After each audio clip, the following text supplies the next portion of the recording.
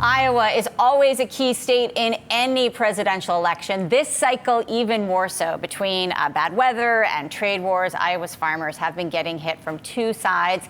How will that impact support for the president? Joining us now is Kim Reynolds, the governor of Iowa. Hello. Hi. So we were out in Nebraska in May. You're we didn't make it. We were so Now you got to close. come east just a little bit. I did run across a bridge and I got to Iowa, so we were very close. But agriculture is such a big issue right now that we're all watching, and our eyes are also on what's happening with the G20, and that's happening at the end of this week. If there is no resolution that comes out of there, the pain that farmers are feeling right now, how concerned are you for the second half of the year? Yeah, well, let me talk about that just a little bit, because agriculture is the backbone of our economy.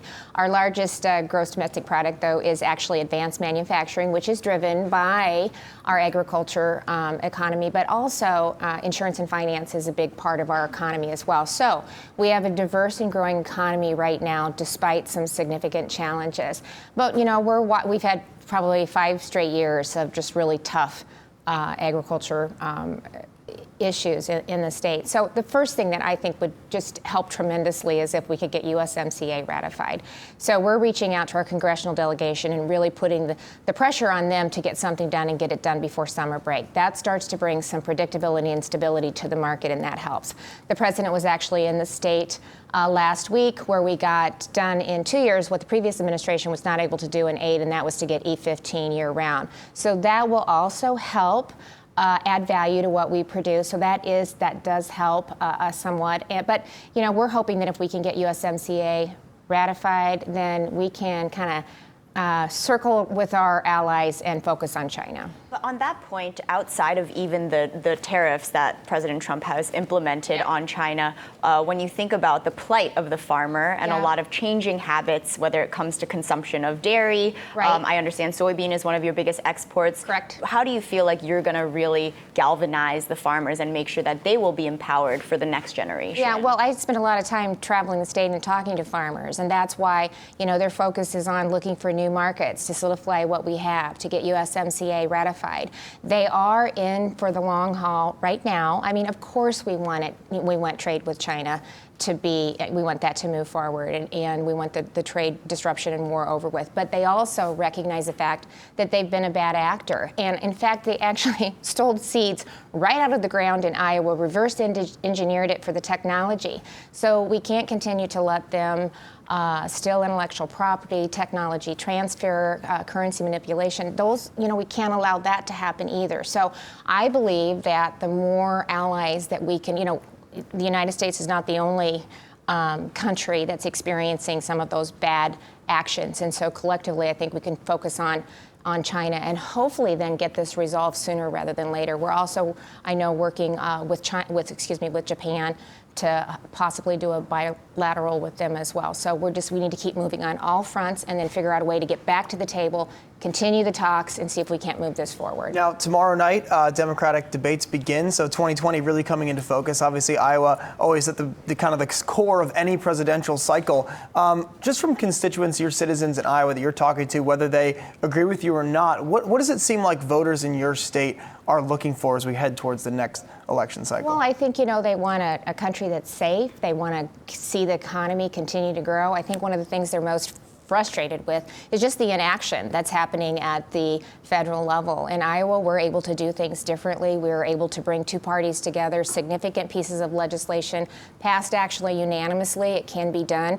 Of course, there's going to be disagreement, but find the areas that you can, work together on and at least move the ball forward. And I think they're really looking for that. In Iowa, we're an agricultural state, and so we believe if you work hard and that we have good environment, good things can happen. And so I think those are some of the questions that they'll ask the candidates coming through. I don't think they're looking for handouts in Iowa. That's just not who we are. So we talk a lot about that, and I just don't think that's something that's going to go over in the state. So Iowa has one of the lowest unemployment rates in the country. So to get the labor pool to grow and the economy to grow, you guys are trying to convince people to move there. And you recently set up a fake real estate office in Manhattan to showcase Iowa. It's pretty funny. Here's a clip. So these are all up-and-coming neighborhoods close to like microbreweries. A bunch of these properties are near like James Beard award-winning restaurants, art museums. It's 710 square feet, and it's $875 a month. And you can see here, nice natural light, right? $875 a month? Well, it's just the maintenance, right? The maintenance fees are $875? No, this is rental, so it's $875. this is, Yeah. oh, whoa. I know. So please go to thisisiowa.com and watch it. We've already had like 1.3 million viewers view it, and so we're going to try to take that across the country. I mean, it's pretty funny. I have a serious question off of it. I mean, I watched the whole thing, and I did think it was really funny. But I'm just curious. So you did have an anti-abortion measure that you had signed about the fetal heartbeat. That after that, trying to prohibit abortions, and it's stalled in court right now.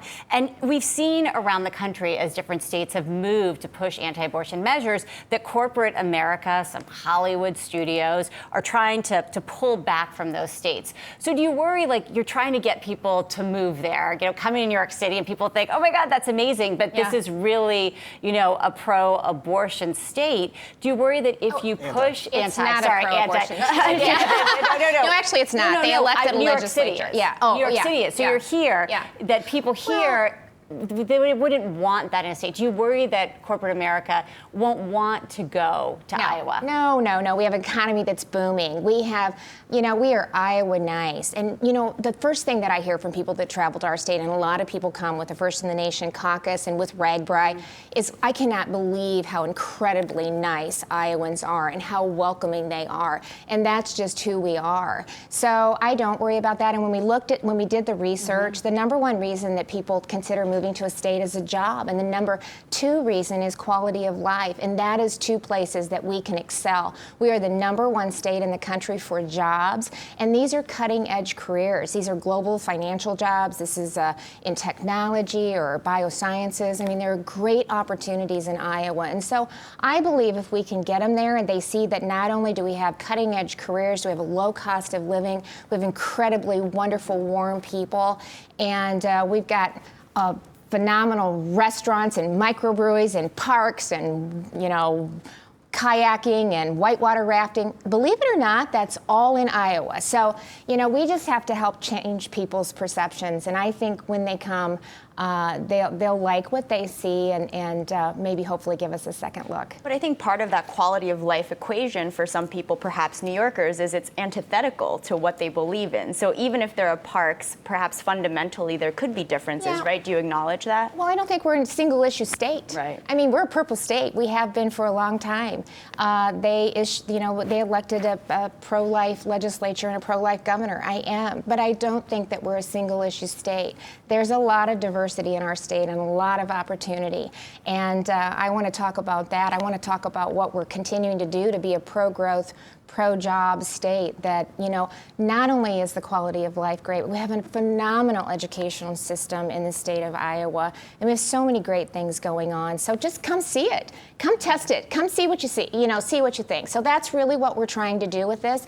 Come visit our state, and maybe you'll see that, hey, there is something to Iowa. Maybe we should check it out on a full-time basis. So I think sometimes that's wrong. That's what's wrong with our country. We get so locked in on one single issue, and there's so many things that we can work on together. I've worked really hard on mental health and second chances, and working to make sure that our young people have opportunities to the great careers and start that sooner rather than later.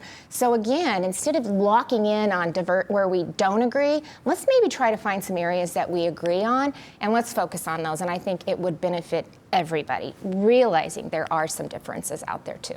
We can all agree $875 is great rent. Okay, no, really, right? And it's not Well, the maintenance fee. Let's just get that straight, right? Well, stand there agreeing with that. Governor Kim Reynolds of Iowa, thank you so much. Next time we're out in Nebraska, we'll make sure. Please, I will host you, okay?